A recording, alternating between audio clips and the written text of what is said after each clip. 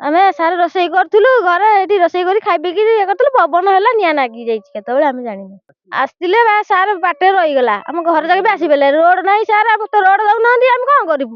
ଆଉ ଗାଡି ତ ଆସିଲା ଆମେ ଅସୁବିଧା ସୁବିଧା ହେଲା କିଛି ଆମେ ପାଇପାରୁନୁ। ଆମେ ରୋଗ ବୈରାଗ ହେଲା ଆମେ ତ ପାଣି ପାରି ହେଇକିରି ଯିବୁ ରୋଡ ନାହିଁ ରାସ୍ତା ନାହିଁ। ସାର୍ ସରକାରକୁ ଆମେ ଦାବି କରୁଛୁ ଆମକୁ ରାସ୍ତା ଦିଅନ୍ତୁ ଆମକୁ।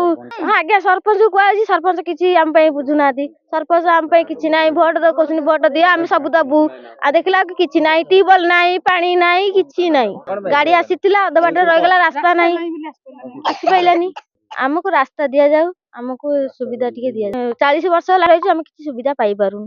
ଆମେ ଯଦି ଚାହୁଁଛୁ ଆମକୁ ବାଟ ବନ୍ଦ କରୁଛି ସବୁ କରୁଛି କହିଲା ତୋର ଏଠି କଣ ଅଛି ମୋ ଜାଗାରେ ମୁଁ ବାଟ ବନ୍ଦ କଲି ସେ କୁନା ବୈଷ୍ଣବ ଜଣେ ଏଇଠି ଅଛି ସେ ବନ୍ଦ କରୁନାହିଁ କହୁଥିଲା ବୋଧେ ମାଟ ଛାଡୁନାହିଁ।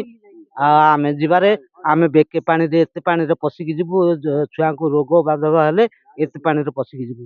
ଆମକୁ ଏବେ ବାଟ ବନ୍ଦ କରିଥିଲା ଇଏ ଗାଡି ଘୋଡା ସାଇକେଲ ସବୁ ବନ୍ଦ କରିଦଉଛି କହିଲେ ଯାଇପାରିବୁ ରାସ୍ତା ଘାଟ ନାହିଁ ଆପଣଙ୍କୁ ଜଣାଉଛୁ।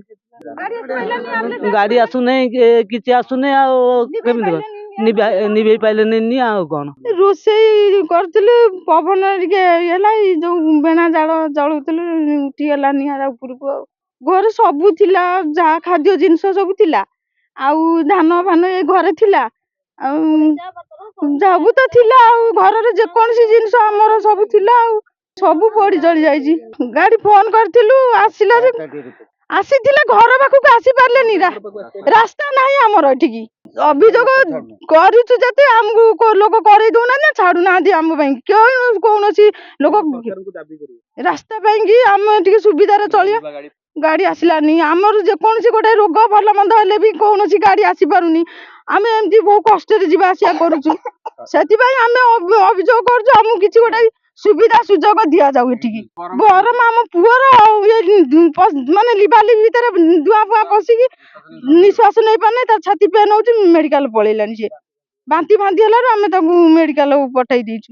ମେନ୍ ମୁଖ୍ୟ ସମସ୍ୟା ହଉଛି ପ୍ରଶାସନ ଏ ଜାଗାକୁ ତ ଆସିପାରିବନି ଆଙ୍କ ପ୍ରକୃତି କି ମତେ ପ୍ରଶାସନ ପାଖରେ କିଛି ରେକର୍ଡ ଅଛି କି ଟିଲ୍ ଡେଟ୍ ଏ ଜାଗାକୁ କେବେ ଆସିଛି ବୋଲି ଏ ଜାଗାକୁ ଆସିପାରିବେ ନାହିଁ ବିକଜ ପ୍ରଶାସନର କୌଣସି କମ୍ୟୁନିକେସନ ଆଙ୍କ ପର୍ଯ୍ୟନ୍ତ ନାହିଁ। ଆଜିର ଯୋଉ ଅଭାବନୀୟ କାଣ୍ଡ ଘଟିଲା ଆମର ଏଠି କିଛି ଗୋଟେ ପାଖରେ ଗୋଟେ ଫଙ୍କସନ ହଉଥିଲା ଜଣକ ଶ୍ରାଦ୍ଧ ହଉଥିଲା ସେଠି ବହୁତ ଲୋକ ଆମେ ଗ୍ୟାଦରିଂ ଥିଲୁ। ଏଇ ସାହିରେ ଯେତେବେଳେ ନିଆଁ ପ୍ରବଳ ଧରଣରେ ଉଠିଲା ସମସ୍ତେ ଦୌଡ଼ା ଦୌଡ଼ି ଆସିଲୁ। ଚାଷ ସମୟ ଦିଟା ଆମେ ପମ୍ପ ଇମିଡ଼ିଏଟ୍ ରେସ୍କ୍ୟୁ ପାଇଁ ଫିଟ୍ କରିଦେଲୁ। ଲଗାଇଲା ପରେ ଆମେ ଇମିଡ଼ିଏଟ୍ ତାଙ୍କୁ ପାଣି ସ୍ପ୍ରେ କରି ଆମର ଭଲେଣ୍ଟିୟର୍ସ ଅଛନ୍ତି those R working tent house ପିଲା 4 ଜଣ ନେଲୁ ଏବଂ ଇମିଡ଼ିଏଟ୍ ନିଆଁକୁ କଣ୍ଟ୍ରୋଲ କଲୁ ଯେଉଁଥିପାଇଁକି ଆଜି 40ଟା ଲୋକ କୌଣସି ଉପାୟରେ ବଞ୍ଚିଗଲେ। ଘର ସମ୍ପୂର୍ଣ୍ଣ ଡ୍ୟାମେଜ ହେଇଯାଇଛି ତାଙ୍କର ବର୍ଷ ଫାୟାର ଷ୍ଟେସନ ଗାଡ଼ି ଆସିଲା due to that road problem ଗାଡ଼ି ମୁଭ୍ କଲାନି। ତାଙ୍କ ଅଫିସର କହିଲେ ଆପଣ ଯାହାକୁ କୁହନ୍ତୁ ଆମେ କ'ଣ ଗାଡ଼ିକୁ ବିଲରେ ପୁରେଇକି ନେବୁ। ସେ ଜଣେ ଭଦ୍ରଲୋକ ପିଲାଟି ତାଙ୍କର ସମସ୍ତେ ମୂଲ ଲାଗିବାକୁ ଯାଇଥାନ୍ତି ଯୋଡ଼ିଏ ଲୋକ ଥିଲେ। ଯେତେବେଳେ ନିଆଁ ଜଳିଲା କିଛି ଲୋକ ପାଣିରେ ସ୍ପ୍ରେ କରୁଥିଲେ ଏବଂ ସେ ପିଲାଟି ପ୍ରାଣ ବିକଳରେ ତା ଜିନିଷ ପତ୍ର କାଗଜ ପତ୍ର ଜମି ପଟା ଫଟା ସବୁ ଧାନ ଫାନ ପରିବାରଟା ନେଉଥିଲେ। ଅନଫର୍ଚୁନେଟଲି ସେ ଗୋଟେ ଅନକମ୍ଫର୍ଟ ଫିଲ୍ କଲା due to might be some oxygen problem ଏବଂ ଫେଣ୍ଟ ହେଇ ପଡ଼ିଗଲା। ତାକୁ ଇମିଡ଼ିଏଟ୍ ଆମ୍ବୁଲାନ୍ସ ଡକାହେଲା।